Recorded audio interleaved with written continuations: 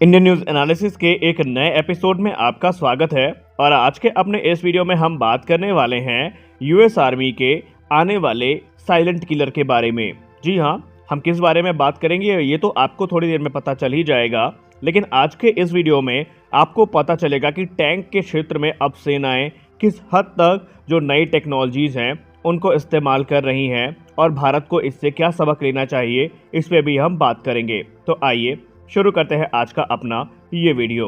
दोस्तों, हाल ही में हुए रशिया यूक्रेन युद्ध ने एक बार फिर से जो टैंक के महत्व हैं उनको समझाया है और हमें एक हिंट भी दिया है कि अब टैंक से पुरानी टेक्नोलॉजी के आधार पर नहीं चल सकते, बल्कि आज उन्हें इस कैपेबल होना पड़ेगा कि मॉडर्न जनरेशन की जो एंटी टैंक गाइडेड मिसाइल्स हैं उनसे वो अपनी सुरक्षा कर सकें। और इसी को ध्यान में रख करके हाल ही में जनरल डायनेमिक्स लैंड सिस्टम ने एक ट्वीट के माध्यम से अमेरिका के नेक्स्ट जनरेशन टैंक, जिसको हम एब्रम टैंक कह सकते हैं, और उन्होंने उसको कोड नेम दिया है द साइलेंट किलर, उसको इंट्रोड्यूस किया है। और माना जा रहा है कि ये जो नेक्स्ट जनरेशन टैंक है ये इतना आधुनिक होगा कि ये रशियन टैंक पर एक अच्छी खासी जो सुपीरियरिटी है उसको स्थापित करेगा। तो आइए इन्हीं टैंक्स के बारे में हम इस वीडियो में बात करते हैं। हाल ही में जनरल डायनेमिक्स लैंड सिस्टम ने ट्विटर पर एक टीजर रिलीज किया है जहां पर अमेरिका के नेक्स्ट जनरेशन एब्रम टैंक को देखा जा सकता है। हालांकि इसको लेकर के बहुत सारी डिटेल्स तो रिवील नहीं करी गई हैं, लेकिन बार बार आपको टीजर में एक चीज़ देखने को मिलेगी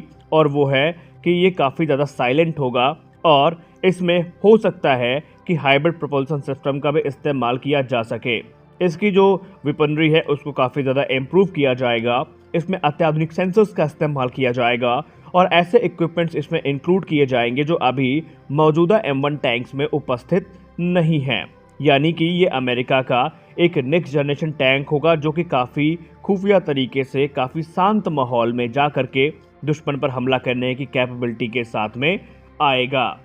हालांकि इस टैंक को लेकर के अभी ज़्यादा जो जानकारी है वो जनरल डायनेमिक्स के द्वारा रिलीज़ नहीं करी गई है, लेकिन जो टैंक एक्सपर्ट्स हैं उन्होंने अभी से इस टैंक को लेकर के अपने जो अनुमान हैं, अपनी जो सोच है वो सामने रखना शुरू कर दिया है। उनका ये मानना है कि इस टैंक को पूरी तरीके से चेंज किया गया है, इसके जो हल और टर्रेट की शेप है वो भी बदली गई है, इसका प्रोपल्सन सिस्टम चेंज हो चुका है और इसकी जो मेन गन है उसमें भी कुछ बदलाव किए गए हैं। हालांकि अभी तक ये चीज़ अनक्लियर है कि इसमें जो क्रू कंपोजिशन है वो वही रहेगा या उसमें बदलाव किया गया है, क्योंकि अगर आप मौजूदा एब्रम टैंक्स के वेरिएंट्स पर नज़र डालें तो इनमें 4 क्रू मेंबर एक साथ ऑपरेट करते हैं, जिसमें हल ड्राइवर, टर्रेट कमांडर, गनर और लोडर होते हैं। और इसको लेकर के टैंक एक्सपर्ट्स ये अंदाज़ा लगाते हैं कि क्या ये टैंक रशिया के T-14 अर्माटा से इंस्पायर्ड है, क्या ये भी पूरी तरीके से क्रूलेस होने वाला है। तो इसको लेकर के अभी कोई भी स्पष्ट जो रिपोर्ट है वो सामने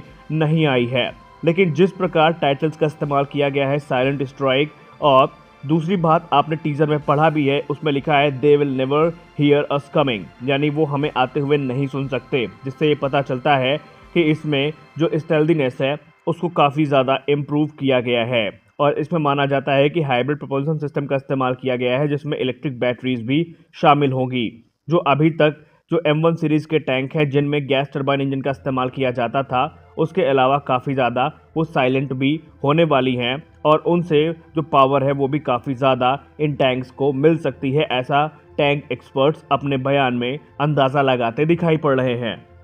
लेकिन टैंक एक्सपर्ट्स ने एक चिंता भी जाहिर की है और वो है टैंक्स का जो रोल है फ्यूचर कॉम्बैट में उसको लेकर के। आपने हाल ही में रशिया यूक्रेन युद्ध में देखा कि रशिया के T-90 टैंक्स, T-72 टैंक्स और जो दूसरे टैंक्स हैं वो आसानी से जो एंटी टैंक गाइडेड मिसाइल्स हैं उनका शिकार बने। और इसको लेकर के एक बड़ी जो डिबेट है वो इस समय डिफेंस एक्सपर्ट्स के बीच में शुरू हुई है, जिस पे ये बात बताई जा रही है कि क्या वाकई जो टैंक्स है ये आने वाले नियर फ्यूचर में एक सेफ हमारे लिए साधन होंगे कॉम्बैट के, क्योंकि जिस प्रकार आधुनिक एंटी टैंक गाइडेड मिसाइल्स आ रही हैं उनसे इन टैंक्स को काफ़ी ज़्यादा खतरा है। और इसी चीज़ को काउंटर करने के लिए ऐसा बताया जा रहा है कि यूएस ने एक काफ़ी एडवांस जो प्रोटेक्शन सिस्टम है वो इन टैंक्स के लिए डेवलप किया है, जो कि आने वाले हाई एंड मिसाइल्स या दूसरे जो राउंड्स हैं उनको आसानी से हवा में ही नेस्तनाबूद करने की क्षमता के साथ आएगा और इस टैंक को पूरी तरीके से सुरक्षित रखेगा। रिपोर्ट ये दावा करती है कि अमेरिका ने बाकायदा इस समय जो मौजूदा जनरेशन की एंटी टैंक गाइडेड मिसाइल है उन पे एक पूरी की पूरी रिसर्च करी है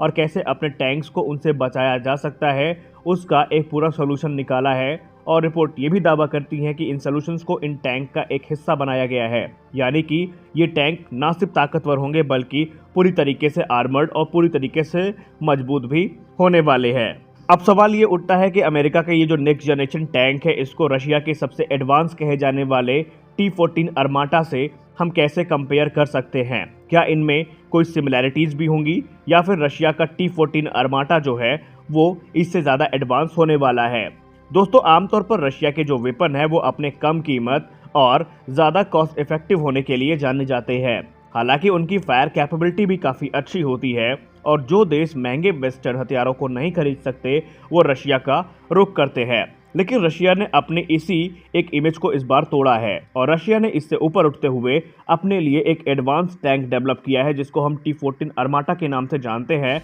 जो कि अलग अलग कॉन्फ़िगरेशंस में आता है। इसको बनाने का मकसद ये था कि आने वाला जो फ्यूचर कॉम्बैट सिस्टम है उसमें अपने आप को इस्टेब्लिश किया जा सके और खासकर रशिया ने इस टैंक को अमेरिकी सेना को ध्यान में रख करके बनाया है। इसकी डिज़ाइन जो मौजूदा रशियन टैंक्स हैं उनसे काफ़ी अलग है और इसमें कई कटिंग एज टेक्नोलॉजीज़ का इस्तेमाल भी किया गया है जो आज तक दुनिया के किसी भी टैंक में देखी नहीं गई हैं। आपको जान के आश्चर्य होगा कि T-14 अरमाटा की जो टरेट है वो अनमैन्ड है, यानी कि दूसरे जो ऑपरेटिंग टैंक्स हैं दुनिया में उनसे ये टैंक ऑलरेडी काफ़ी ज़्यादा यहाँ पर एडवांस है। आपको पता ही होगा कि जब भी कोई anti tank guided missile tank को हिट करती है तो जो क्रू मेंबर्स होते हैं उनके मारे जाने की संभावना, उनको नुकसान पहुंचने की संभावना सबसे ज़्यादा होती है, क्योंकि उसी कंपार्टमेंट में एम्युनिशंस भी रखे होते हैं जो अगर एक्सप्लोड हो गए तो क्रू मेंबर्स के बचने की जो संभावना है वो लगभग ना के बराबर होती है। तो रशिया ने इसी खतरे को काउंटर करने के लिए जो T-14 अरमाटा है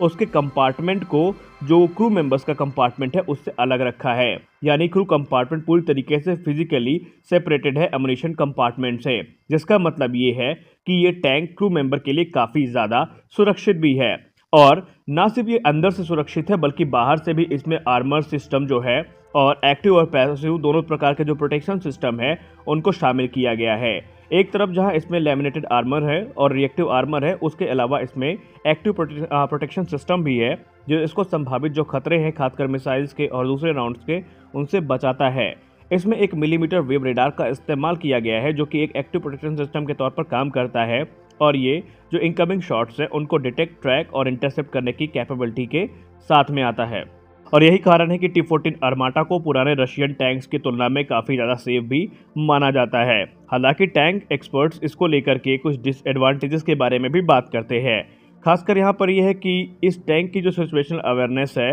वो काफ़ी अच्छी है, इसमें कोई संदेह नहीं है, लेकिन इसका जो क्रू मेंबर है वो पूरी तरीके से सेंसर्स और कैमरास पर जो बेस्ड होंगे, यानी उनको जो फिजिकली बाहर की दुनिया दिखाई नहीं पड़ेगी, पूरी तरीके से वो सेंसर्स पर ही आधारित होंगे। और अगर मान लीजिए युद्ध की स्थिति में ये टैंक डैमेज हो जाता है, इसके सेंसर डैमेज हो जाते हैं, तो उनके लिए काफ़ी ज़्यादा मुश्किल होगा इस टैंक को ऑपरेट करना। हालांकि एक्सपर्ट्स ये भी मानते हैं कि इसका भी साधन रशिया ने ढूंढ रखा है और लगातार इस टैंक को अपग्रेड से गुजारा जा रहा है। और टैंक एक्सपर्ट्स ये भी मानते हैं कि जो अमेरिका का नेक्स्ट जनरेशन अरमाटा टैंक होगा वो इसी कॉन्सेप्ट पर आएगा जिस कॉन्सेप्ट पर रशिया का ये टैंक बनाया गया है, लेकिन रशियन टैंक की तुलना में वो काफ़ी हल्का और ज़्यादा मनरेबल होगा, जिसका मतलब ये है कि हर प्रकार के टेरेन में वो अच्छी स्पीड और अच्छी एजिलिटी के साथ चलने में सक्षम होगा। और अभी जब तक जो अमेरिका का टैंक है वो सामने रिवील नहीं होता है, इसलिए उसके बारे में कुछ भी ज़्यादा कह पाना अभी मुश्किल है। तो फिलहाल के वीडियो में बस इतना ही, मिलते हैं अपने अगले वीडियो में, तब तक के लिए जय हिंद।